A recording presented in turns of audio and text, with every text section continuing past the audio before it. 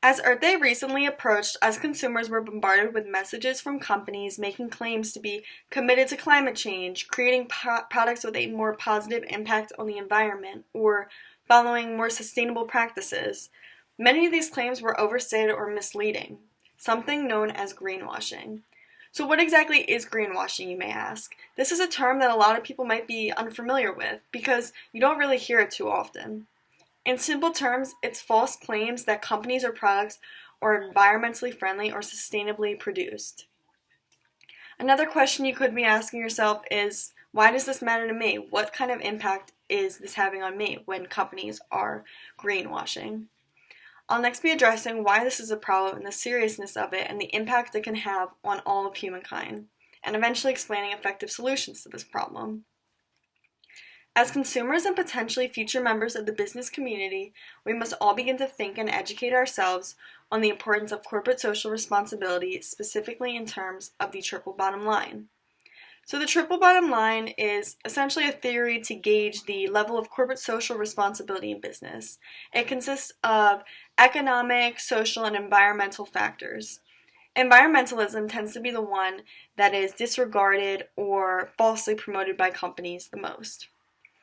In an ABC News article, a study was performed by an international consumer protection group, and it was found that as many as 40% of companies' claims about sustainability were misleading or overstate their impact on the environment.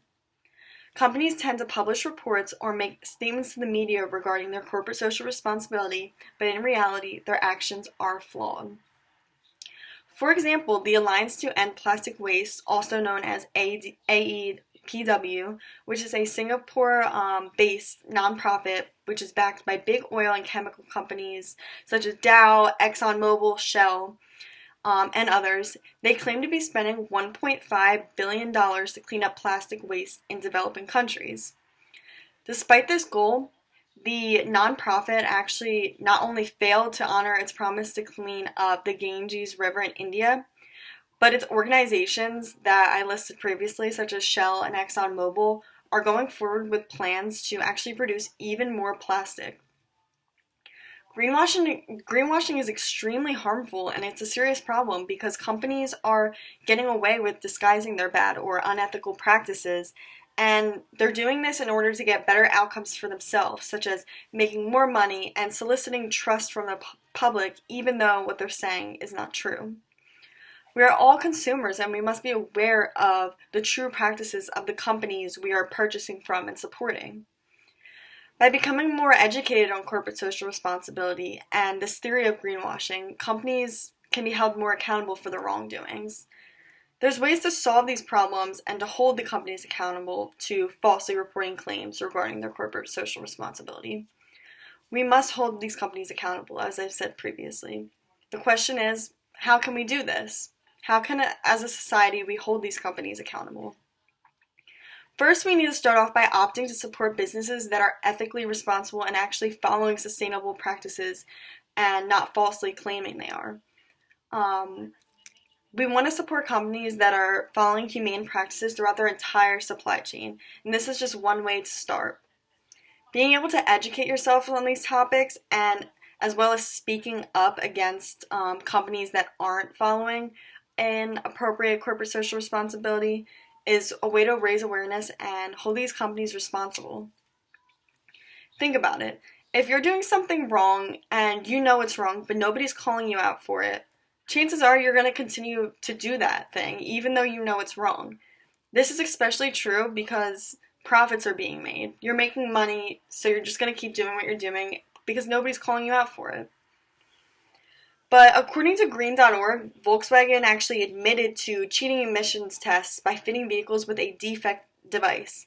The software was actually able to detect when the vehicle was going under an emissions test, and it would alter the performance of the vehicle in order to reduce the emission levels. But the thing is, Volkswagen only admitted to this manipulation of the emissions test after they were confronted with the evidence. This is why it's detrimental that companies are called out for the unethical practices, because they're not going to openly come out and admit to something unless they're called out for it. This is just one specific example. There's thousands of other companies that have been called out for their actions, but they never would have done anything if they weren't first called out for it. If this solution is executed effectively, a positive outcome will result from it. I'll further discuss the positive outcomes now. So one positive outcome of speaking up and staying educated on corporate social responsibility is to ensure companies are creating a healthier community and ensuring the well-being of society and the environment as a whole. In order to see this positive outcome, everyone must go ahead and take initiative to educate themselves and others on corporate social responsibility and this idea of greenwashing.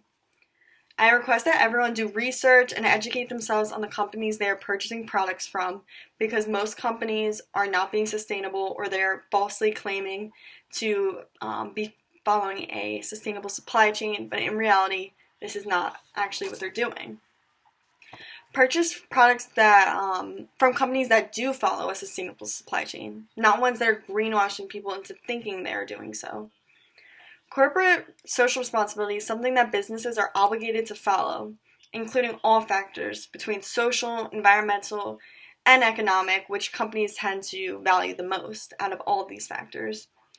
I urge everyone to become educated on the impact some of their favorite companies might be having on the environment and potentially unethical practices they are following, because at the end of the day, these actions are impacting us society as a whole, not just people individually.